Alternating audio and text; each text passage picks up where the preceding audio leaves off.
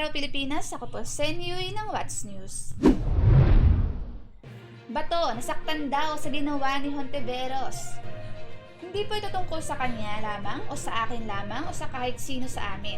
Higit sa lahat, this is really about the thousands of widows and orphans of the extrajudicial killings during the war on drugs. Iyan ang pahayag ni Senate Deputy Minority Leader Risa Hontiveros nang matanong tungkol sa statement ni Senator Ronald Bato de la Rosa na nasaktan daw umano ito sa Senate resolution na nag-uudyok sa Administrasyong Marcos na makapag-cooperate sa investigasyon ng ICC.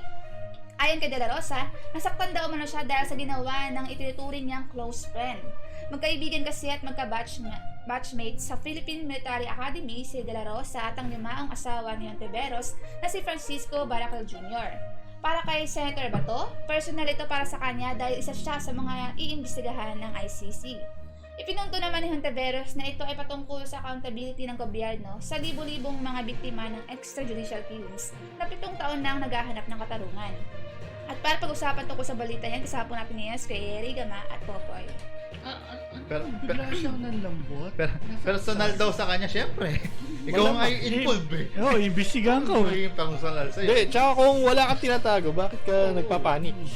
Kaya nga eh. Iimbestigahan ka eh. Ito pang ano, Mukhang guilty nga lalo, loko eh. may resolution pa rin na final din sila Estrada, Jun Estrada tsaka si Robin Padilla na against dun sa investigasyon ng ICC. Kaso daw, hindi daw pinansin 'yon ng ng Senado at ito ngayon pinansin yung bagong na yung resolution na hinain ni Hontiveros. Bakit daw ganun? Kasi nga, wala nang unit team. Pagkakataon na kasi din nila yon na i-boot out tong mga Duterte supporters. Bakit ngayon lang dapat may isang taon nang lumipas. Simula nang bumaba si Duterte. Oo, ngayon na nagkaroon ng pagkakataon. Oo, natanggal na lang isa eh. So, sunod na rin. Kasi kung noon yan, hindi talaga masisimulan. Yun nga, dahil nagkasunod. Lalo na pag natuloy yung kaso yan, tapos panahon ng election, di makakatakbo yung ilan dyan. O ganun ba yan pag under investigation? No, pag napatunayan kang may kaso ka pala eh. Mabilis lang yun sa... Tanggal ka sa ICC. ICC kasi yun. Mm-hmm. Tsaka matagal na yan tinitingnan, the fact nga na ayaw ka papasukin, mas lalong bumibigat ang mo. Yes. Ang kaso mo, yun nga, mukhang guilty eh. Kaya nga. Kasi personal daw siyang tinitira. Tsaka kung wala kang tinatago, bakit ka takot-takot? Nagagalit nga siya dahil tinuring niyang friend tapos trinador siya ng friend niya. Kasi alam naman daw ni Hontiveros na isa si De La Rosa yung doon. May imbestigahan, bakit to ganun? Friend niya si Hontiveros. Sure siya. Sure siya? Sure ba siya? Close daw eh. Hindi, close daw siya dun sa asawa ni Hontiveros. Sa asawa niya, wala na yung asawa eh. Sure siya, si Risa na lang ata ang nag-iisang opposition. After niya maglabas ng sama ng loob, may video kasi na nilalapitan ni Hontiveros si Bato. At Bato busy sa cellphone eh. Sumasagot naman siya pero hindi siya hindi siya friendly. Kasi nga, di naiintindihan itong mga mambabatas yung ano ba talaga yung ibig sabihin ng position nila. Hindi kayo nandiyan dyan para magpasarap. Okay? Nandiyan dyan kayo para manilbihan. Kasi ginusto nyo yan eh.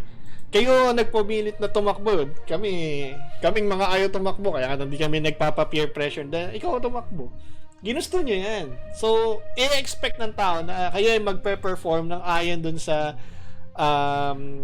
inaasahan sa inyo na bilang mambabatas, bilang mga senador, kongresista man yan, presidente o vice-presidente. Sa Senado laging absent.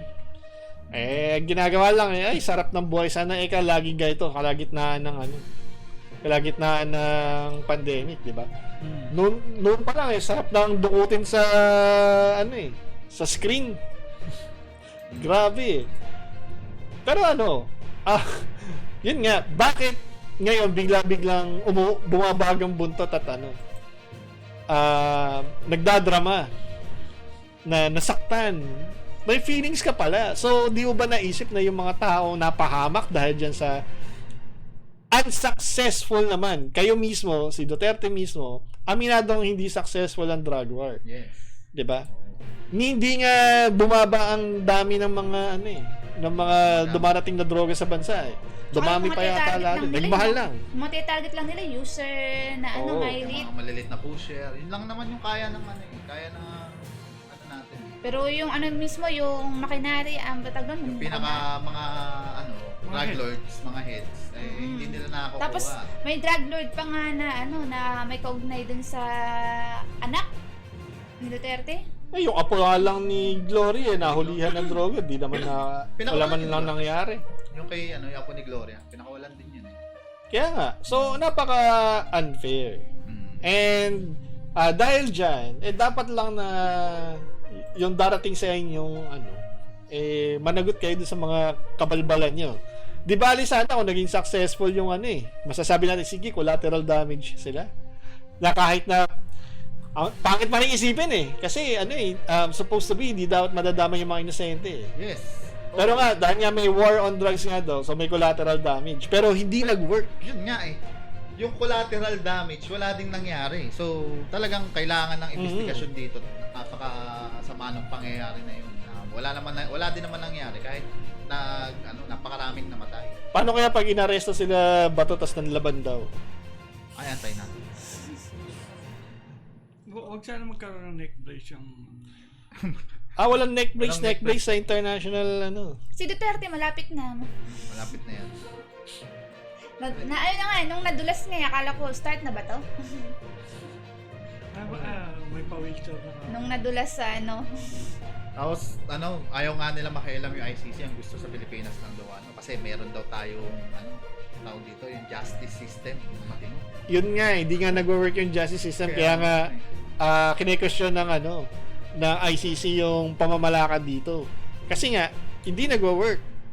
Sa standards ng international community, hindi dapat nadadama yung mga inosente, hindi kinikilala na mga collateral damage, yung mga simpleng tao na biktima lang din ng droga.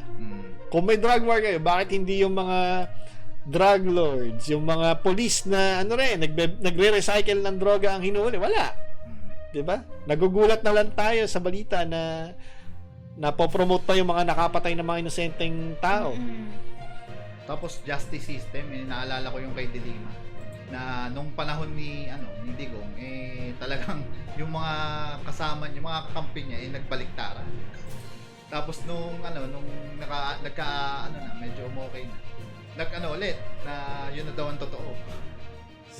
Peki na hindi na totoo yung sinabi nila, yung una nilang mga sinabi, di ba? So justice system doon. Kaya dapat managot na. Kailangan lang makialam ng international community. Oo. So yun, abangan natin yung pang-update patungkol dyan sa kung hanggang saan ng ma-high blood si Bato. So, yung pa pang update at saya pang news. Kung gusto nyo malaman namin yung opinion, manood lamang po kayo ng What's News sa FPS Ninja NCA YouTube channel po natin. At yan po yung ating What's News.